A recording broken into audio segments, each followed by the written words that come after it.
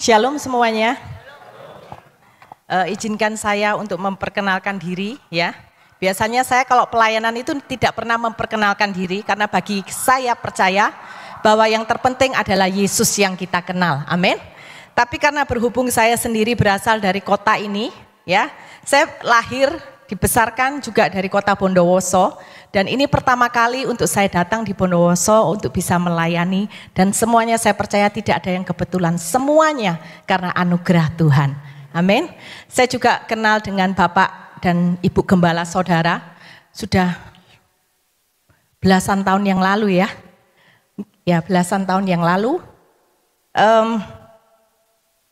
Waktu itu saya dengan suami ada pergumulan rumah tangga. Saya dengan suami mengalami pergumulan rumah tangga selama 12 tahun. Dan ketika kami dipulihkan, kami didoakan oleh Bapak dan Ibu Gembala Petrus. Dan hari ini kalau kami boleh berjumpa, kami boleh sama-sama melayani. Sungguh Tuhan itu luar biasa baik. Amin. Ya, saya percaya kita semua diberkati oleh kesaksian Bu Ellen hari ini. Amin.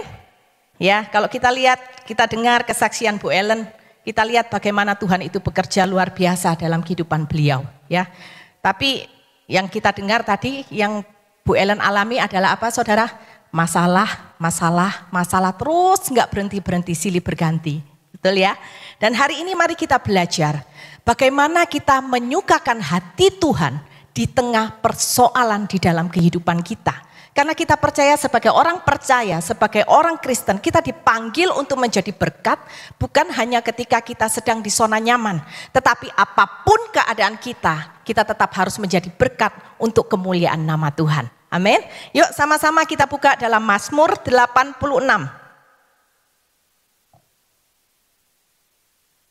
Mazmur 86. Ayat 1 sampai 17. Saudara siap ya? Boleh saya tahu waktu saya berapa lama?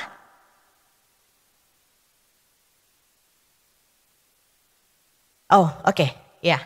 Saya kira sampai jam 3 sore. Oke, yuk sama-sama kita buka Mazmur 86 ayat yang pertama. Kita baca dulu judul perikopnya, doa minta pertolongan Tuhan. Doa dari seorang yang bernama Daud. Ayat yang pertama, sendengkanlah telingamu ya Tuhan, jawablah aku sebab sengsara dan miskin aku. Bagaimana kita menyukakan Tuhan di tengah persoalan. Kita belajar dari seorang raja yang bernama Daud. Daud ketika dia datang kepada Tuhan, dia minta pertolongan Tuhan. Yang pertama adalah ketika kita datang kepada Tuhan, datanglah dengan kerendahan hati. Amin saudara. Datang kepada Tuhan itu tidak selalu menyukakan hati Tuhan. Ketika kita datang kepada Tuhan dengan rasa amarah, ketika kita datang kepada Tuhan dengan protes, itu tidak menyenangkan hati Tuhan. Tetapi mari hari ini kita belajar dari seorang Raja Daud. Kita tahu dia adalah seorang raja.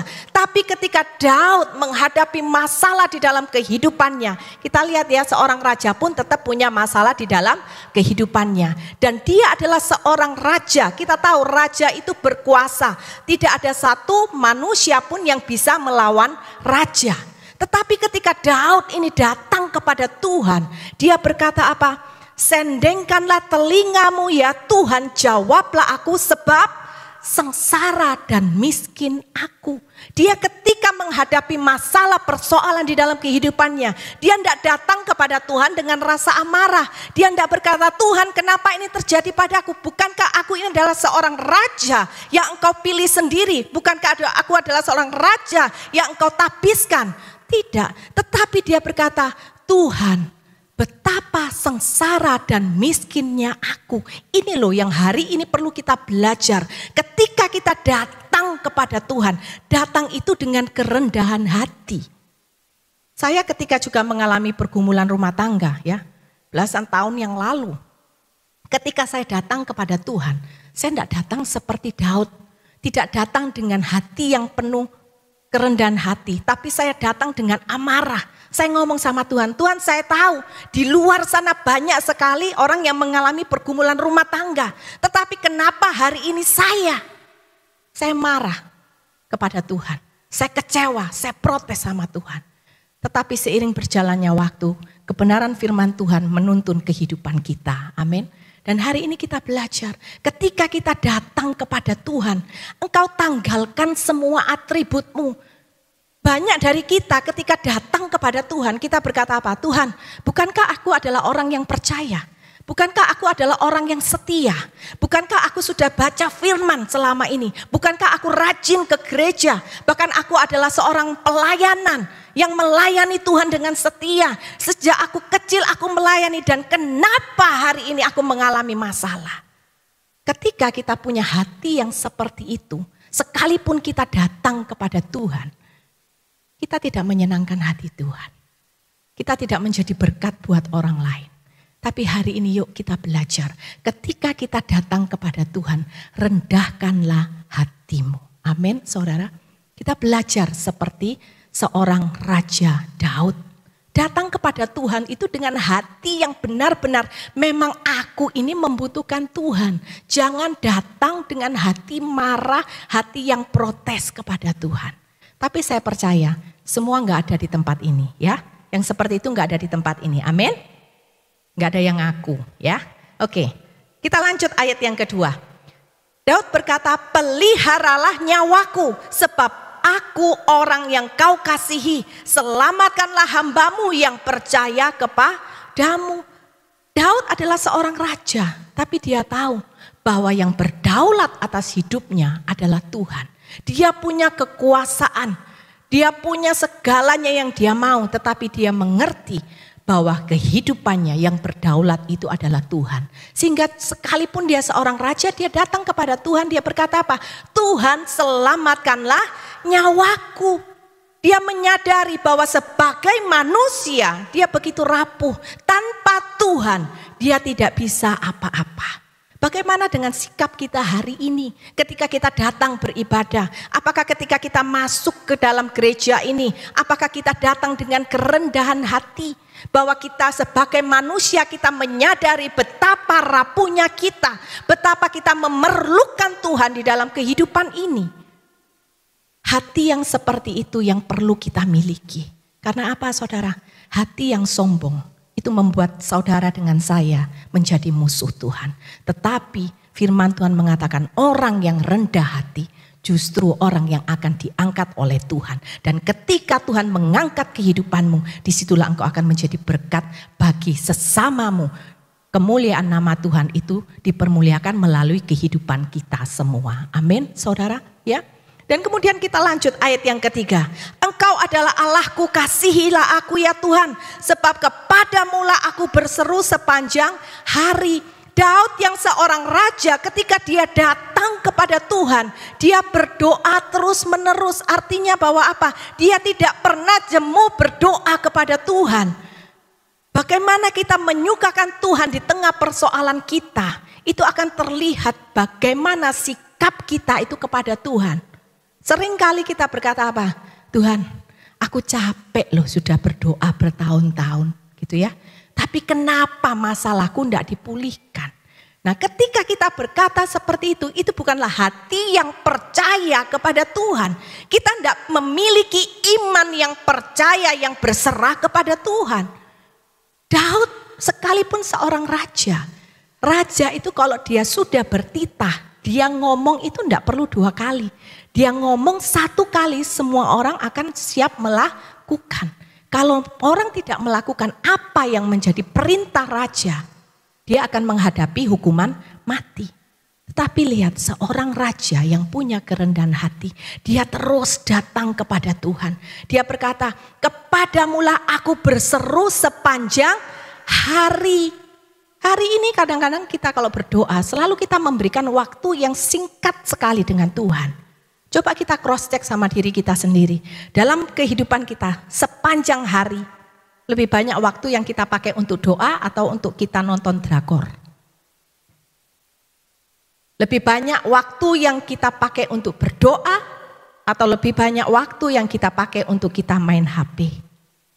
Lebih banyak waktu kita berdoa, bercakap-cakap dengan Tuhan, ataukah lebih banyak waktu untuk kita ngobrol dengan teman, menggosip orang lain? Saudara, bagaimana kita bisa menyukakan hati Tuhan? Di dalam kehidupan yang semakin hari semakin tidak mudah. Kalau kita itu tidak punya hubungan yang dekat dengan Tuhan. Engkau tidak cukup datang ke gereja 1 minggu 1 kali. Kemudian engkau bisa berkata, aku akan kuat di dalam Tuhan. Imanku akan terus bertumbuh. No, saudara. Saudara perlu datang ke gereja, beribadah. Tetapi setiap kita perlu punya hubungan yang melekat dengan Tuhan. Setiap hari. Amin, saudara.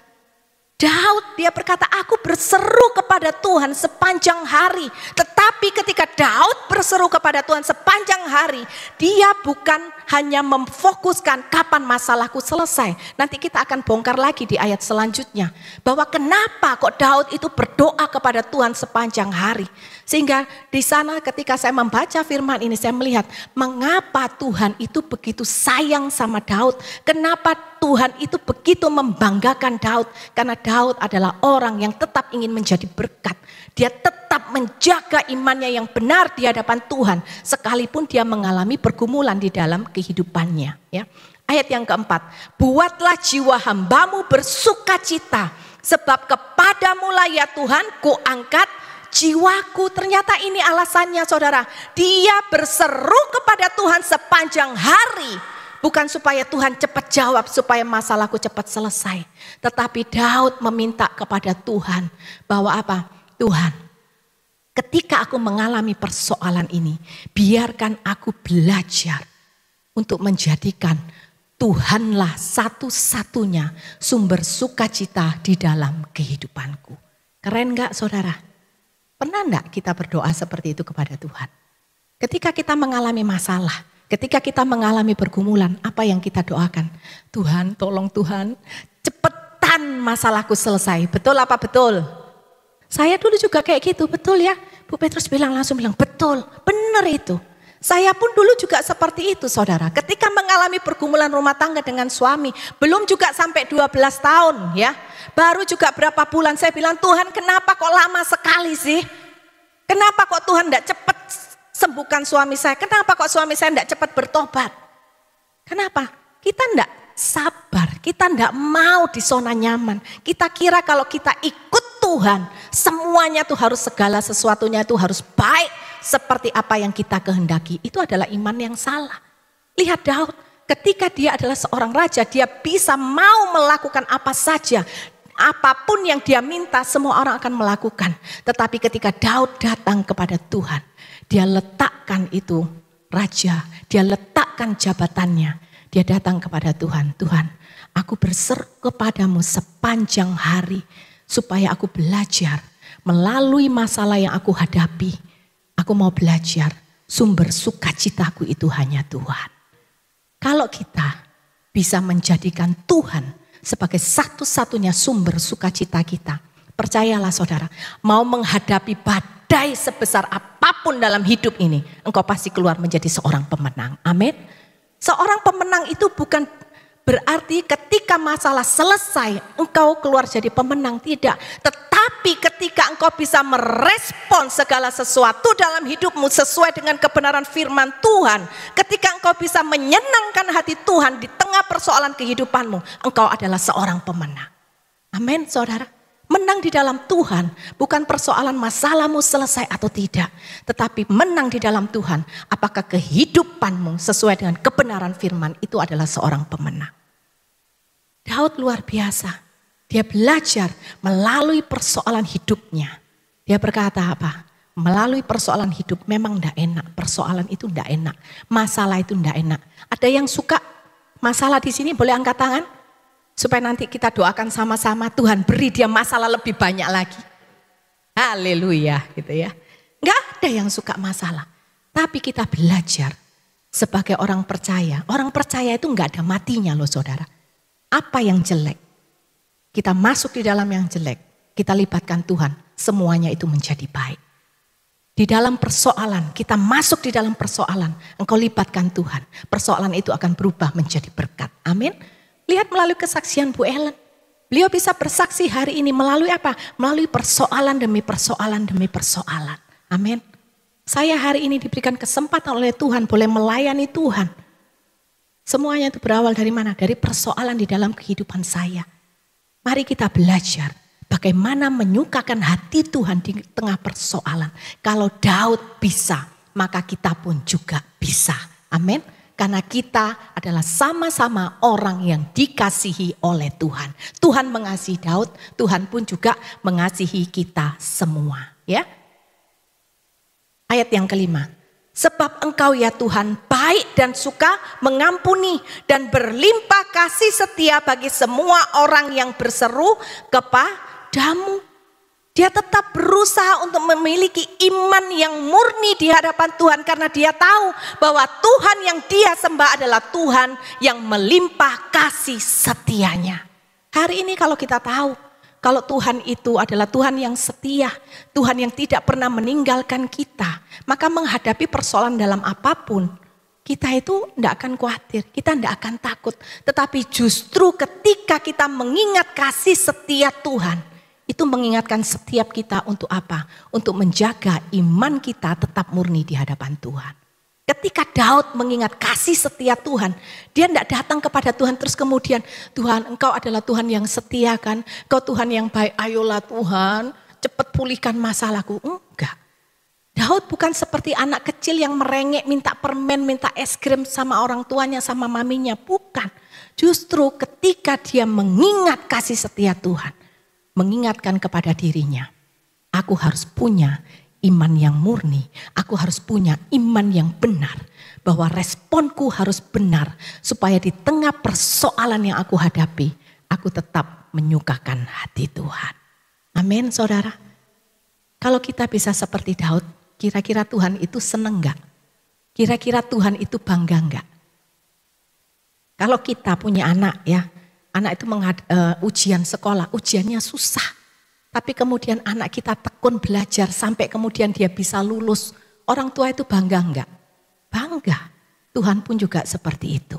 Ketika kita menghadapi persoalan, Tuhan tidak pernah menginginkan setiap kita itu jatuh terpuruk karena persoalan. Tetapi Tuhan ingin membuktikan kepada iblis seperti Ayub. Tuhan ingin membuktikan kepada dunia bahwa sekalipun orang percaya menghadapi kesulitan demi kesulitan di dalam kehidupannya, dia tidak akan pernah tumbang karena dia mengingat kasih setia Tuhan selalu mengikuti kehidupan kita sampai selama-lamanya. Amin, saudara. Coba kita buka di dalam Mazmur 13 ayat yang ke-6. Mazmur 13 ayat yang ke-6. Tetapi aku kepada kasih setiamu, apa saudara? Aku percaya, hatiku bersorak-sorak karena penyelamatanmu. Aku mau menyanyi untuk Tuhan karena ia telah berbuat baik kepadaku. Ketika Daud berkata seperti ini, dia belum mendapatkan pertolongan Tuhan.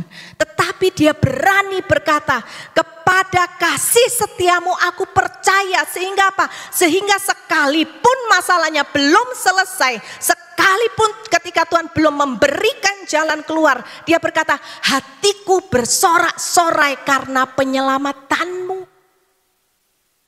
Hati yang percaya kepada kasih setia akan memberikan kepada kita hati yang bersuka cita. Seberat, sebesar apapun masalah di dalam kehidupanmu, Tuhan itu akan selalu menyelamatkan kita semua. Amin, saudara. Ya, kita lanjut ayat yang ke-6, Mazmur 86. Pasanglah telinga kepada doaku ya Tuhan, dan perhatikanlah suara permohonanku. Pada hari kesesakanku aku berseru kepadamu, sebab Engkau menjawab aku. Di sini Daud sekali lagi berkata kepada Tuhan. Dia memproklamirkan imannya kepada Tuhan. Dia bukan saja percaya kepada Tuhan, tetapi Daud itu meminta kepada Tuhan supaya Tuhan mengajarkan kepada dia bagaimana dia merespon terhadap masalah yang ia hadapi. Soalnya apa? Daud mau dia punya respon yang benar karena dia fokusnya itu dia tidak mau melukai hati Tuhan. Lihat, Daud ini seorang yang luar biasa loh. Dia mengalami masalah, dia tidak peduli masalahku selesai, masalahku belum selesai. Tetapi yang dia perhatikan, jangan sampai responnya dia melukai hati Tuhan. Jangan sampai responnya membuat hati Tuhan itu berduka. Bagaimana dengan kita? Kalau kita hadapi masalah, kita teriak sama Tuhan itu teriaknya masalah cepat selesai, ataukah kita memikirkan hati Tuhan? Ataukah kita memikirkan kenyamanan kehidupan kita? Ini adalah contoh iman yang murni, ini adalah contoh iman yang konkret dari seorang Daud. Karena kita harus ingat bahwa iman itu apa sih? Iman itu bukan apa yang kita mau harus terjadi. No, itu bukan iman. Itu namanya memaksakan kehendak kepada Tuhan. Tetapi iman itu adalah penurutan terhadap kehendak Allah. Itu adalah iman. Iman itu adalah penurutan terhadap kehendak Allah. Jadi hari ini kalau memang Tuhan izinkan masalah itu boleh ada di dalam kehidupanmu, yang harus kita lakukan adalah semua mukanya pucat ya. Nurut, amin. Nurut, nggak enak memang, tapi itulah kebenaran firman Tuhan. Itu bukan kata saya, tetapi itu adalah kebenaran firman Tuhan. Nurut aja, lakukan aja, ikuti saja alurnya. Karena engkau percaya kepada kasih setia Tuhan yang tidak akan pernah meninggalkan kehidupanmu. Amin saudara, di tengah kita mengalami masalah, kita mengingat apa? Yang penting responku harus benar. Yang penting responku harus benar. Ada orang yang bertanya sama saya, Bu kok bisa ya menjalani kehidupan rumah tangga selama 12 tahun? Saya belajar, ini yang saya belajar. Yang saya perhatikan adalah bagaimana respon saya harus benar di hadapan Tuhan. Fokus saya bukan kapan rumah tangga saya dipulihkan. Saya tidak fokus lagi kapan suami saya bertobat. Itu adalah bagian Tuhan. Bagian saya adalah bagaimana respon saya harus benar di hadapan Tuhan. Dan ketika firman Tuhan mengatakan jadilah istri yang benar di hadapan Tuhan. Bagaimana istri yang benar di hadapan Tuhan? Tetap kasihi, tetap mengampuni, tetap melayani. Amin saudara. Gampang, tidak gampang. Nangis terus, setiap hari saya nangis. Tetapi seiring berjalannya waktu ketika saya menangis di hadapan Tuhan, saya tidak lagi menangisi masalah saya. Tetapi saya menangisi bahwa kasih setia Tuhan terlalu besar dalam kehidupan saya. Dan sehingga membuat saya berkomitmen di hadapan Tuhan. Saya berkata, Tuhan, sekalipun ke depan kehidupanku akan jauh lebih sulit daripada apa yang sudah aku jalani. Biarkan aku belajar untuk tetap mempermuliakan nama Tuhan di dalam kehidupanku. Karena aku sadar bahwa hidupku bukan tentang aku, tetapi hidupku adalah tentang Kristus yang harus aku wartakan di dalam hidupku. Amin, saudara. Ya, yuk kita lanjut. Ayat 8. Tidak ada seperti engkau di antara para Allah ya Tuhan, dan tidak ada seperti apa yang kau buat. Segala bangsa yang kau jadikan akan datang sujud menyembah di hadapanmu ya Tuhan, dan akan memuliakan namamu. Sebab engkau besar dan melakukan keajaiban-keajaiban. Engkau sendiri saja Allah. Di sini Daud sekali lagi dia ngomong, dia memproklamirkan imannya di hadapan Tuhan, bahwa dia berkata apa? Di dalam persoalan yang aku hadapi, aku tahu bahwa Tuhanku adalah Tuhan yang besar. Dia mengakui kebesaran Tuhan. Dia mengatakan engkau adalah Tuhan yang benar. Dan bahkan dia berkata semua orang nanti akan sujud menyembah kepada Tuhan. Dia memberikan motivasi kepada dirinya sendiri bahwa melalui persoalan yang aku hadapi, aku harus respon benar. Supaya apa? Supaya mata orang yang melihat, mereka akan melihat Allah melalui kehidupanku. Ketika kita menghadapi pergumulan, ketika kita menghadapi persoalan, dan kita bisa merespon benar, orang itu akan tanda tanya, saudara. Kalau saudara tanya, kenapa saya bisa datang ke gereja? Saya tuh dibaptis dulu, saya Katolik ya. Saya dulu dibaptis juga di Bondowoso waktu kelas 4 SD atau kelas 6 SD, saya lupa. Tapi kemudian setelah itu setelah menikah saya tidak pernah ke gereja. Karena apa? Bagi saya fokusnya cari uang gitu kan ya. Money. Ada yang tidak suka money di sini? Semua suka, tapi kita harus bertobat. Amin. Pergunakan uang itu dengan hikmat Tuhan, ya, bukan untuk kepuasan diri sendiri, karena itu akan mencelakakan. Itu yang dulu saya lakukan. Ketika saya menikah, Tuhan memberkati kami luar biasa. Saya sudah, pokoknya fokus saya cuman uang. Saya melupakan Tuhan pemberi berkatnya. Dan singkat cerita kemudian ketika saya mengalami pergumulan rumah tangga, selama 6 tahun pertama saya limbung. Karena apa? Saya tidak pernah datang ke gereja. Dan ketika saya mencoba datang ke gereja, saya bilang sama Tuhan, Tuhan ini sudah berapa bulan, kenapa Tuhan tidak selesaikan pergumulan rumah tanggaku? Dan saya berpikir Tuhan itu lemot, sehingga saya cari pertolongan di tempat lain. Saya ke dukun, saya ke peramal, ya. Tolong jangan diikuti, amin. Don't try this at home, ya. Mari kita tetap fokus kepada jalan kebenaran. Karena orang benar kehidupannya diterangi oleh kebenaran firman Tuhan. Itu lagu yang tadi kita nyanyikan. Dan kemudian seiring berjalannya waktu ada seorang teman, mereka pasangan suami istri yang ngajak saya ke gereja. Dia berkata, Debbie ayo ke gereja. Saya berkata apa? Enggak lah, nanti aja. Minggu depan dia bilang, ayo Debbie hari Sabtu. Mereka telepon, Debbie besok ke gereja ya? Ya. Besok kami jemput kamu? Iya boleh jemput.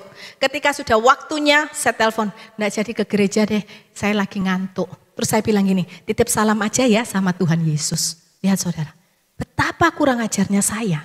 Jadi hari ini kalau saya bisa berdiri di depan saudara, semuanya itu karena kasih setia Tuhan. Amin. Dan kenapa kok sampai pada titik itu saya bisa mau datang ke gereja?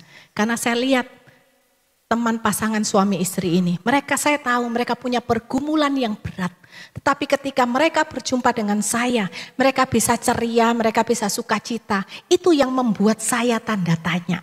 Kenapa orang yang pergumulannya jauh lebih berat dari saya, mereka masih bisa sukacita. Padahal saya ketika mengalami pergumulan rumah tangga, saya sudah tidak bisa makan saudara. Saya kurus kering. Kemarin saya baru pulang dari Australia, 2 hari lalu. Teman-teman bilang gini, Debbie kamu kok tambah kurus? Iya di sana saya enggak enak makan gitu ya. Enggak tahu kenapa kali ini saya pergi enggak enak makan. Biasanya kalau pulang liburan, karena anak kami 2 orang di Sydney ya. Jadi ketika ngunjungi di sana biasanya pulang berat badan saya naik. Tapi kemarin itu berat badan saya turun. Kemarin Bu Ellen bilang, Debbie kamu kok tambah kurus? Sininya cekung. Saya bilang, berat badan turun 3 kilo gitu ya. Tapi ketika saya mengalami pergumulan rumah tangga, berat badan saya itu turun drastis. Berat badan saya tinggal 41 kilo saudara. Jadi tinggal kulit dengan tulang. Sampai mertua saya bilang gini, Debbie bu iya makan. Nanti apa kata orang, dipikirin kamu itu enggak dikasih makan loh sama mama gitu ya. Tapi enggak bisa makan, enggak enak makan. Tapi ketika saya melihat teman saya ini dia punya pergumulan masih bisa ketawa. Saya heran kok bisa ya. Dan jawabannya karena dia punya Tuhan dan dia melekat kepada Tuhan. Dan karena mereka berdua, saya datang ke gereja. Lihat saudara, ya.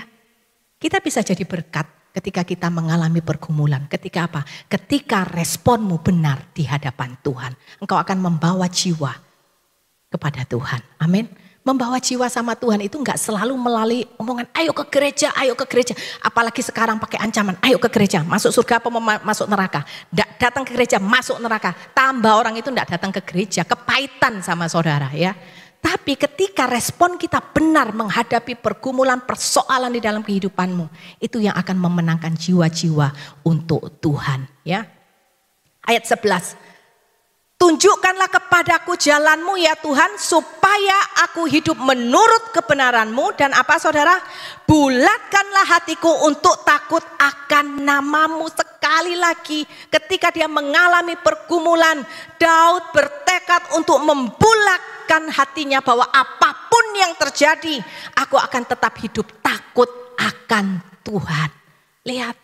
Hati yang menyukakan hati Tuhan di tengah persoalan adalah hati yang selalu fokusnya hanya kepada Tuhan, Tuhan, dan Tuhan saja. Saya enggak seperti itu. Saya enggak betah menghadapi masalah. Sehingga apa? Saya cari pertolongan ke peramal, ke dukun, ke orang pintar. Tapi semuanya itu enggak ada gunanya. Tapi Daud berbeda. Dia berkata, Tuhan biarkan aku bulatkan hatiku sekali lagi. Supaya aku tetap hidup takut akan Tuhan. Dan di ayat yang ke-12 dia berkata, aku hendak bersyukur kepadamu ya Tuhan Allahku dengan segenap hatiku dan memuliakan namamu untuk selama-lamanya. Daud bertekad ketika dia hidup takut akan Tuhan, maka dia tahu bahwa kehidupannya akan mempermuliakan nama Tuhan. Hari ini saya tidak mengerti apapun masalah saudara, tetaplah hidup takut akan Tuhan. Tetap responi semuanya sesuai dengan kebenaran firman Tuhan, saudara. Karena apa? Hanya Tuhanlah jawabanmu. Hanya Tuhanlah yang bisa memberikan engkau kekuatan. Percayalah. Saya pun juga sudah mengalami. Ketika saya mencari pertolongan di tempat lain, apakah masalah saya selesai? Tidak. Apakah masalah saya justru bertambah suram? Iya. Masalah justru bertambah banyak di dalam kehidupan rumah tangga kami. Karena apa? Ketika kita mencari pertolongan di luar Tuhan, kuasa gelap itu tidak mendatangkan damai sejahtera. Tetapi kuasa yang bukan dari Tuhan itu mendatangkan amarah, itu mendatangkan panas di dalam hati kita, bukan damai sejahtera. Sehingga kehidupan rumah tangga kami semakin hari semakin panas. Seperti tadi Bu Ellen bilang, kalau kita mau menciptakan neraka atau surga di dalam keluarga kita, pilihannya itu ada di tangan kita sendiri. Dan setiap hari kami justru bertengkar hebat. Sampai saya mengalami KDRT. Saya pernah ditodong pistol loh sama suami saya. Dulu saya menyalahkan suami. Tetapi setelah saya mengetahui kebenaran, saya tahu itu salah saya. Oleh karena itu mari ketika kita punya persoalan, jangan engkau pikirkan yang lain. Jangan engkau keluar dari jalurnya Tuhan. Tetapi justru ketika engkau mengalami masalah, ingatkanlah dirimu seperti Daud. Kita katakan apa? Tuhan, sekalipun hari ini persoalanku berat, tapi aku membulatkan hatiku untuk aku hidup takut akan Engkau. Supaya kehidupanku mempermuliakan nama Tuhan. Amin, saudara. Dan kenapa kok Daud mau melakukan itu? Kita lihat alasannya, ayat yang ke-13. Sebab kasih setiamu besar atas aku dan engkau telah melepaskan nyawaku dari dunia orang mati yang paling bawah. Dia mengingat bahwa aku ingin mempermuliakan nama Tuhan. Karena apa? Daud berkata, karena keselamatan sudah Tuhan sediakan bagiku. Hari ini apapun kehidupanmu, hari ini bagaimanapun persoalan yang ada di dalam kehidupan kita, jangan fokus kepada masalahmu yang belum selesai. Tetapi bersyukurlah senantiasa bahwa Tuhan sudah menyediakan dan Tuhan sudah memberikan keselamatan bagi setiap kita. Amin, saudara. Ketika kita selesai di dunia ini, Tuhan itu tidak akan tanya, masalahmu selesai? Enggak, belum Tuhan, masuk neraka. Enggak. Masalahmu selesai? Sudah selesai Tuhan, masuk surga. Enggak, saudara. Jadi jangan fokus kepada masalahmu selesai atau tidak. Tetapi fokuskan kepada apa? Kasih setia Tuhan yang sudah memberikan engkau keselamatan di dalam kehidupan kita. Amin. Karena ketika kita berjumpa dengan Tuhan, hanya satu yang kita bawa adalah apa? Pertanggungjawaban iman yang benar di hadapan Tuhan. Dan kalau engkau mau mempertanggungjawabkan iman yang benar di hadapan Tuhan, mulailah dari apa? Ketika engkau menghadapi masalah, biarkan kita belajar. Aku tetap mau menyukakan hati Tuhan seberat apapun masalah yang aku hadapi. Ya, ayat 14. Ya Allah, orang-orang yang angkuh telah bangkit menyerang aku dan gerombolan orang-orang yang sombong ingin mencabut nyawaku dan tidak memperdulikan engkau. Lihat, Daud itu punya musuh yang ingin mencelakakan dirinya. Tetapi ketika Daud berkata kepada Tuhan, dia berkata, orang-orang yang angkuh telah bangkit menyerang aku dan gerombolan orang-orang yang sombong ingin mencabut nyawaku dan tidak memperdulikan engkau. Artinya ketika Daud itu punya musuh, dia tidak menganggap musuhnya itu sebagai musuh pribadinya dia dan hanya berhadapan dengan musuhnya. Tidak, musuhnya hanya berhadapan dengan dia. Tidak, saudara. Tetapi Daud itu melihat bahwa musuhnya yang ingin menjatuhkan dia adalah orang yang tidak takut akan Tuhan. Jadi di sini Daud itu tetap punya hati yang benar sekalipun dia punya musuh yang ingin mencelakakan dia.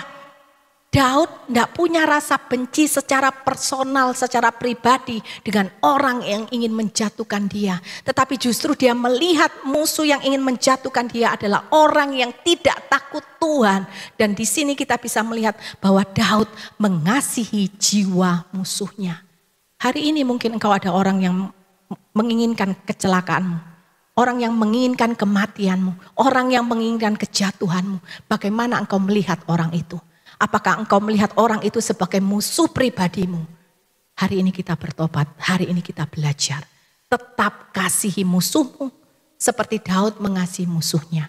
Bukankah kebenaran firman Tuhan mengatakan apa? Jangan membalas kejahatan dengan kejahatan. Pernah lo di gereja lain tanya, jangan membalas kejahatan dengan kebaikan. Katanya itu mabuk ya saudara. Jangan membalas kejahatan dengan kejahatan. Karena apa? Kita tetap dipanggil untuk menjadi terang di tengah kegelapan. Gak peduli apapun kondisimu, engkau dijatuhkan, tetaplah menjadi berkat. Engkau dimusuhi, tetaplah menjadi terang. Amin, saudara. Ya, itu adalah jiwa seorang Daud, hati yang mengasihi Tuhan. Dia tidak disukai oleh musuhnya, musuhnya ingin membunuhnya, tetapi dia tetap punya hati yang ingin menyukakan hati Tuhan. Kemudian ayat 15, tetapi engkau ya Tuhan Allah penyayang dan pengasih, panjang sabar dan berlimpah kasih setia. Daud meminta pengampunan kepada musuhnya. Hari ini apakah kita masih berdoa bagi orang-orang yang menjengkelkan di dalam kehidupan kita? Ada seorang ibu yang konseling dengan saya, ya saya juga terima konseling saudara ya. Dan kemudian saya berkata, Bu doakan suami, doakan bapak. Dia bilang, iya Bu. Nanti setelah seminggu dia telepon saya lagi. Saya tanya gimana Bu perkembangannya. Saya enggak tanya gimana Bu suaminya, enggak. Karena saya tahu suaminya bertobat atau tidak itu urusan suaminya dengan Tuhan. Yang saya urus adalah bagaimana respon ibu ini. Apakah benar atau tidak di hadapan Tuhan. Kemudian dia berkata, ya lumayan lah Bu. Ibu setiap hari tetap berdoa, tetap mencari Tuhan, tetap duduk di bawah kaki Tuhan. Dia bilang, iya Bu. Saya bilang, oh bagus. Apakah kemudian ibu itu doakan suami? Terus dia ketawa. Ya kalau ingat didoakan. Kalau enggak ingat ya sudah Bu. Lah ini saudara. Kalau kita punya hati yang mengasihi jiwa-jiwa. Seperti Kristus mengasihi jiwa-jiwa. Kita enggak mungkin lupa mendoakan orang yang sedang salah jalannya. Amin. Sekalipun orang itu menginginkan kematian kita. Tapi mari kita kembali kepada firman Tuhan. Kadang-kadang kita berkata apa? Kok enak orang yang sudah jahat kok diampuni gitu kan ya. Tetapi kita harus tahu bahwa pengampunan itu bukan menjadi berkat bagi orang yang berbuat salah.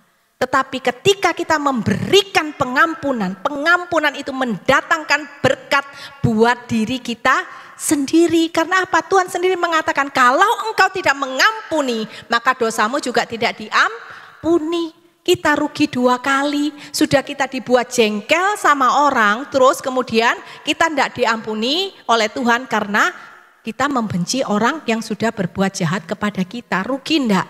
Rugi saudara. Hari ini, mari punya hati yang mengampuni. Orang yang punya hati mengampuni adalah orang yang rendah hati. Ketika kita melepaskan pengampunan, engkau enggak peduli lagi apa yang dilakukan oleh orang lain terhadap dirimu. Tetapi yang engkau pedulikan, aku tetap mau menyukakan hati Tuhan. Amin saudara. Mudah, enggak mudah. Ngomong, mudah pol, gampang pol. Tapi kita bisa melakukan. Bu Ellen bisa mengampuni. Kalau Bu Ellen bisa, kita pun juga bisa. Karena kita punya Tuhan yang sama. Bedanya apa? Mau atau tidak, puji Tuhan ya. Oke, 16. Berpalinglah kepadaku dan kasihilah aku, berilah kekuatanmu kepada hambamu dan selamatkanlah anak laki-laki hambamu perempuan. Daud ini meminta kekuatan untuk menghadapi musuhnya yang bebal saudara. Dia minta kekuatan. Tuhan, biar aku tetap kuat ketika aku bisa memberikan pengampunan kepada musuhku. Musuhnya bukan menjadi lunak. Kadang-kadang ketika kita memberikan pengampunan kepada orang lain, kita tetap mengasihi, kita membalas yang jahat dengan kebaikan. Kita justru akan semakin diinjak-injak. Kita akan semakin menjadi keset, saudara. Tapi belajarlah untuk punya kerendahan hati. Kita lihat Tuhan Yesus. Ketika dia dimaki, dia tidak membalas caci makian. Ketika dia dihina, dia diam saja. Karena apa? Tuhan punya hati yang rendah hati. Kalau Tuhan saja mau dan bisa melakukan, maka kita pun juga harus mau. Mengampuni itu memang tidak mudah. Ketika saya belajar mengampuni suami saya, apakah kemudian suami saya langsung berubah? Enggak, saudara. Butuh 6 tahun kemudian sampai dia bertobat. Dan ketika saya mengampuni, saya melayani, saya mengasihi, saya semakin diinjak-injak. Iya. Sampai satu kali ketika saya buat jus ya buat suami, tetap harus melayani, mengasihi. Saya buatkan jus suami saya. Saya masuk ke kantornya, dia sedang pegang telepon. Saudara sudah tahu dia telepon dengan siapa ya. Saudara ketawa semua, senyum-senyum sekarang. Waktu itu saya enggak senyum, saya nangis. Dalam hati itu sakit hati, betul ya. Dalam hati itu sakit, tapi saya belajar untuk tetap mengasihi, tetap melayani. Saya buatkan jus, saya antar ke kantornya. Ketika itu dia angkat telepon, dia lihat saya masuk, dia diam. Dia diam, tapi handphonenya enggak ditutup, tetap begini saudara. Kemudian saya letakkan itu jus di meja. Kemudian dia lihat saya, dia cuma kasih kode, enggak pakai ngomong. Dia cuma kasih kode apa? Artinya apa? Sudah taruh jus, keluar. Diperlakukan seperti pembantu? Iya. Diperlakukan seperti keset? Iya. Tapi mari kita belajar. Hidup ini bukan tentang kita, tapi hidup ini tentang Kristus. Bagaimana ketika engkau diperlakukan tidak adil, ketika engkau diperlakukan semena-mena, ketika harga dirimu itu direndahkan, ketika harga dirimu itu korek habis, engkau tetap belajar menyukakan hati Tuhan. Amin, saudara ya. Kalau kita mau, Tuhan itu pasti memberikan kekuatan kepada kita. Kita lihat ayat terakhir. Lakukanlah kepadaku suatu tanda kebaikan. Supaya apa? Supaya orang-orang yang membenci aku melihat dengan malu bahwa apa? Bahwa engkau ya Tuhan telah menolong dan menghiburkan aku. Daud menginginkan bahwa melalui penderitaan yang dia alami karena perbuatan musuhnya yang jahat, Daud ingin memenangkan jiwa musuhnya karena mereka melihat ada Tuhan di dalam kehidupan Daud. Amin saudara, seperti yang tadi saya katakan, saya bisa datang ke gereja karena melihat pasutri ini. Karena apa? Saya melihat ada Tuhan di dalam kehidupan mereka. Hari ini engkau menjadi berkat, bukan hanya ketika engkau sedang di zona nyaman. Jadi hari ini apapun keadaanmu, engkau pasti bisa menjadi berkat. Tapi semuanya kembali kepada kita, kita mau atau tidak. Ketika responmu benar, ketika engkau punya hati yang benar, ketika engkau punya hati yang mengasihi Tuhan lebih daripada engkau mengasihi dirimu sendiri, ketika engkau punya hati yang mengasihi jiwa-jiwa, maka kehidupanmu akan menjadi berkat sekalipun masalahmu belum selesai. Amin. Saudara coba pikir kalau saudara bisa menjadi berkat di tengah-tengah persoalanmu yang belum selesai. Keren apa enggak? Keren. Kalau masalah sudah selesai, kesaksian itu gampang. Seperti saya saat ini ketika saya bersaksi mudah. Tapi saya bersaksi dari dulu sebelum saya dipulihkan. Tapi saya izin sama suami. Malah suami dulu yang suruh saya. Dia bilang gini, kalau memang kamu bisa bersaksi dan itu bisa menguatkan orang, saksikanlah apa yang terjadi dalam kehidupan kita. Padahal waktu itu dia belum bertobat. Lucu ya saudara. Orang yang belum takut Tuhan, tapi dia bisa menyuruh saya bersaksi. Dan disitulah saya percaya, ketika kita hanya berlutut diam di bawah kaki Tuhan, ketika engkau menjaga responmu sesuai dengan kebenaran firman, di situ ada kuasa Tuhan yang bekerja di tengah-tengah kehidupanmu. Apa yang engkau katakan tidak mungkin, bagi Tuhan itu tidak ada yang mustahil. Amin. Jangan pernah patah semangat, jangan pernah putus asa. Jangan melihat kepada kenyataan yang engkau hadapi. Tetapi lihatlah semuanya itu dengan mata iman. Ketika engkau melihat kehidupanmu semakin terpuruk, di situ engkau katakan, nanti justru kuasa Tuhan yang akan bekerja. Dan ketika Tuhan pada waktunya yang terbaik memberikan pertolongan, di situ mereka akan melihat bahwa Tuhan yang aku sembah adalah Tuhan yang hidup, Tuhan yang benar. Amin saudara. Sekali lagi bagaimana kita menyukakan hati Tuhan di tengah permasalahan kehidupan kita. Yang pertama adalah apa? Belajar.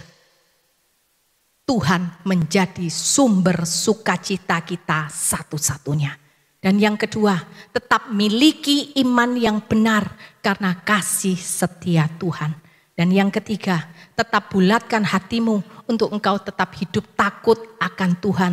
Supaya apa? Supaya di tengah persoalanmu engkau tetap bisa mempermuliakan nama Tuhan. Dan yang keempat, mari punya hati mengasihi jiwa-jiwa. Kalau kita punya hati yang mengasihi jiwa-jiwa, engkau tidak pedulikan masalahmu. Tetapi yang engkau pedulikan adalah bagaimana di tengah persoalan yang kita hadapi, kita tetap bisa membawa jiwa-jiwa kepada Tuhan. Melalui apa? Melalui responmu yang benar sesuai dengan kebenaran firman Tuhan. Amin, saudara. Saya sampai di sini, Tuhan Yesus memberkati.